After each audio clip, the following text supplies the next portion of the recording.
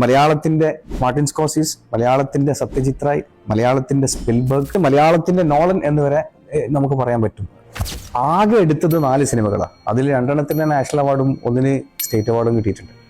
ഈ മലയാളി സംവിധായകൻ പിന്നീട് കോഴിക്കോട് ഒരു ബിൽഡിങ്ങിന്റെ മേലേന്ന് വീണ് മരിക്കാണ് ഉണ്ടായത്. John Abraham.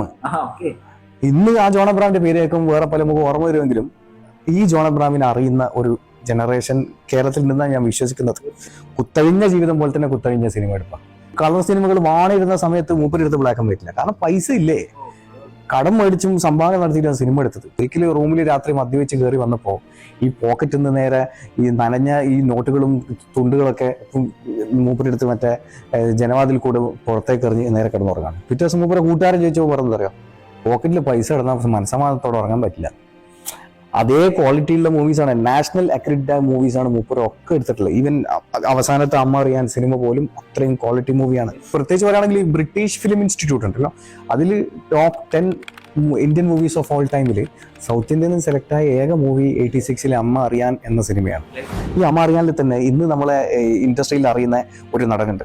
അന്ന് അതിൽ മെയിൻ ക്യാരക്ടറായിട്ട് അഭിനയിച്ചത് ആരാന്നറിയോ? ഈ സ്വന്തം ജീവിതത്തിന്റെ ആ ഒരു എന്താ പറയേണ്ട സംഭവങ്ങൾ അന്വർത്ഥമാക്കി സിനിമയിലും കൊണ്ടുവന്ന ഒരു സംവിധായകനായിരുന്നു അദ്ദേഹം.